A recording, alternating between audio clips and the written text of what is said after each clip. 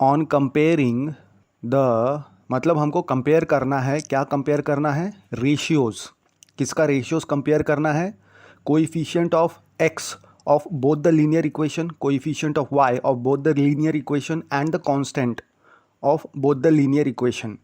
तो इनके जब रेशियोज़ हम कंपेयर करेंगे तो हमको फाइंड आउट करना है comparing the ratios whether it is consistent और इनकंसिस्टेंट। कंसिस्टेंट मतलब हमें सोल्यूशन मिल रहा है एंड इनकंसिस्टेंट मतलब हमें सोल्यूशन नहीं मिल रहा है। सबसे पहले हम दोनों इक्वेशंस को कंसिडर करेंगे। 3x + 2y = 5 and 2x - 3y = 7।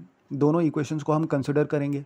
और दोनों इक्वेशन कैसे है? दोनों equation linear equation in 2 variables है, तो इसका स्टैंडर्ड फॉर्म के साथ हमको कंपेयर करके a b c का वैल्यू हमको निकालना है।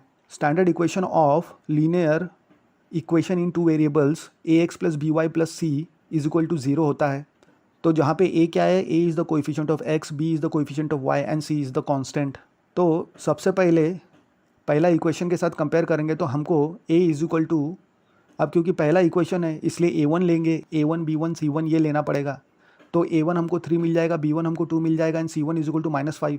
अब दूसरा इक्वेशन लेंगे तो a2 b2 c2 लेना पड़ेगा। तो a2 = 2, b2 = -3 एंड c2 = -7। अब इसका रेशियो हम लेंगे a1/a2 = हमको 3/2 मिल जाएगा, b1/b2 = 2/-3 एंड c1/c2 जब निकालेंगे तो 5/7 मिल रहा है। तो इसमें तीनों इक्वल नहीं है।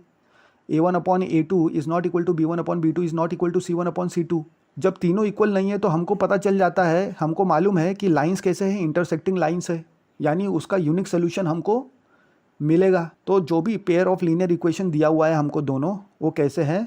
वो दो लाइंस देते हैं जो इंटरसेक्टिंग लाइन है, therefore it is a consistent pair of linear equation.